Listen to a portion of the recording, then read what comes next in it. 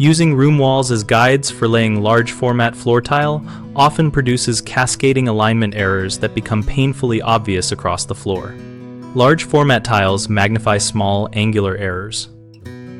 So start by snapping reference grid lines from a measured center point rather than relying on wall edges. Measure and mark the true center of the room using the intersection of diagonals between opposite corners to locate an accurate central point for your grid. Use a chalk line to snap two orthogonal reference lines that are square to each other using the 3-4-5 method or a laser square to verify 90-degree accuracy.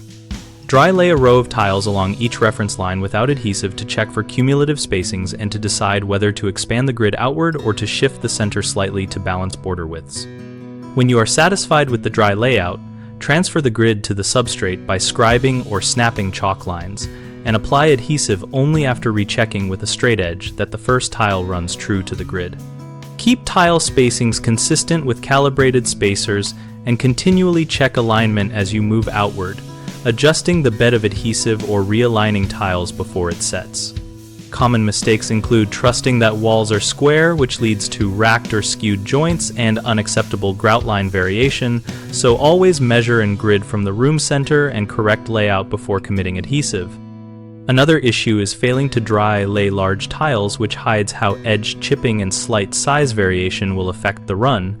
Prevent this by dry laying and selecting tiles to minimize pattern disruption. A third problem is not rechecking alignment as you proceed, allowing small errors to compound. Stop periodically, use a long straight edge across multiple tiles and reset tiles in the adhesive while it is still workable. We run bighomeprojects.com to help homeowners find local contractors and share project experiences with each other.